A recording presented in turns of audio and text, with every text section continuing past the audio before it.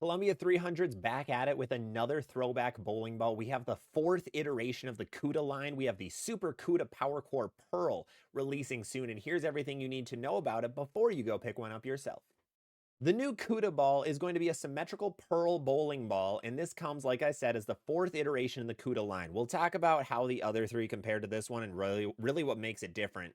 But for the number nerds out there, this thing comes in at a 250 RG and an 047 differential. That's kind of a weaker core at the end of the day. The cover stock is interesting. It's HK22C Formula 1 Pearl.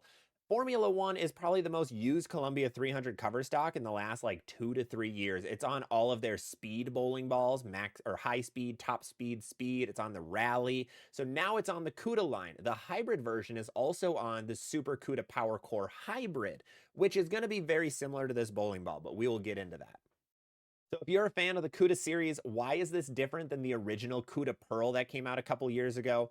It isn't much. This one's going to have a stronger cover stock, but it's also sharper. So this one wants to hook a little bit earlier, but be a lot sharper down lane. So it's going to be a medium sharp ball that packs a little bit of a punch at the end of the pattern. Now that's what we're really seeing with things like the Rally and like those other HK22C Formula One bowling balls. They really are more angular than you'd expect down lane. Sometimes it's not a good thing, but because a lot of Columbia throwback bowling balls are very tumbly and rolly, that means when they start hooking, they kind of just go forward. That could be pretty decent for this bowling ball. Now, I have seen a couple honor scores already shot with this thing, and that is probably because this could be a really good house shot bowling ball.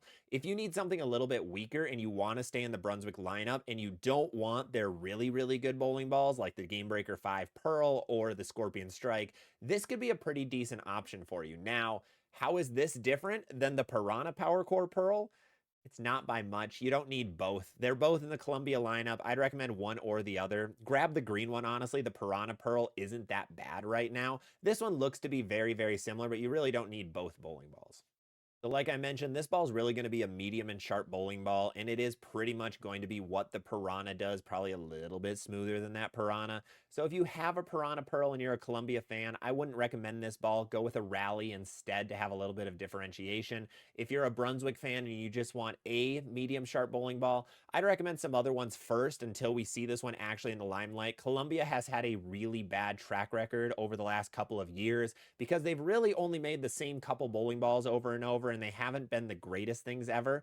Now, a lot of people like the throwback balls, don't get me wrong, but because of their track record, kind of like Radicals over the last couple of years, we're going to pause a little bit. I'd recommend waiting to pick this one up for a couple of months, see if others like it, see if regular consumers like it. Of course, the staffers like it right now. They're going to.